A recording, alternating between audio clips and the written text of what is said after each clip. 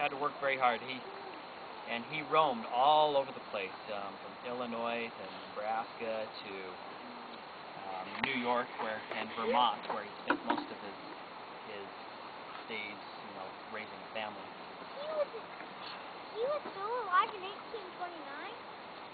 He's probably about 100 years old. In 1829, he would have been 39 years old. No, 49 years old. 39 years old in 1829. Very interesting. What year did Joseph Smith have the first vision? I don't know. Didn't he have it in like 1846? Earlier than that. 1800? Later than that. 1810? 1831. Well, 1832 is the year the church was written. 1818? So how many years before that was the... I think it was 1814 was the... 1818. I have the closest guess. So I guess 1810 and 1818. The church wasn't for it. They were baptizing people and preaching the gospel even before the church was officially working. But it was during that time that Joseph Smith was working on the translation of the Book of Mormon that Sanford, he decided he was going to be an atheist. He got into so many arguments and fights with all of the priests and ministers in the area that he decided, well, these guys are all morons. None of them know the truth, so I'm just going to become an atheist, and I don't have to deal with them anymore. He used to invite them over to his house and Bible bash with them, and he would prove them all wrong. And they would leave his house flustered, and then they would say, well, you're certainly not going to heaven. We know where you're going. And they would go storming out, and off he went. This was the year 1829, and he started having some very strong feelings that being atheist was wrong. He got so uneasy that he couldn't sleep at night, and for 3 nights straight he locked himself in the barn, and he paced back and forth in the barn.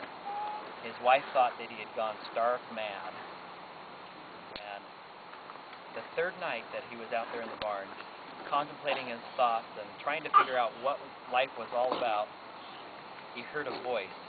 He said it was so clear that he thought someone was playing a joke on him, and then opened the door to the barn and was talking to him. The voice said, "Sanford, tonight I will visit you 3 times to tell you what is right." And he quickly opened the barn door. There was snow all over the ground. He was looking for tracks for someone who might have ran away. There was no tracks. I know who it was. Who was it? It was an angel. It was an angel. Yeah.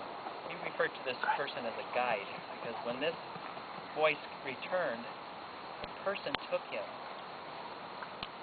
3 times to the spirit world that night to show him this was a vision that he had. At the end of the night, he asked this guide, as he calls it, well, what church should I join then, now that I know that there is a God? And he said, there is no church yet, but there soon will be.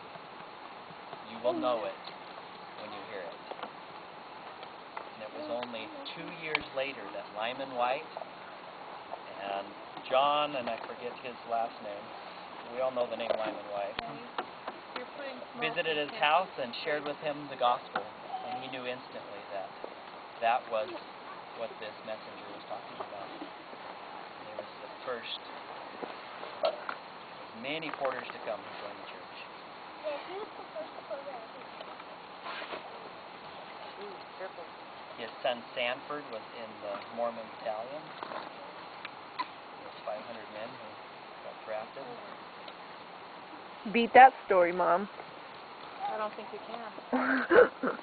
Although we did have a pioneer that was in the handcart company, Willie and Martin Handcart Company, and then got stuck in the snow, and guess who came to rescue them? Porters. Porters. Rescue party. Hey, hey. Connecting way back. Yep. What was the name of the porter?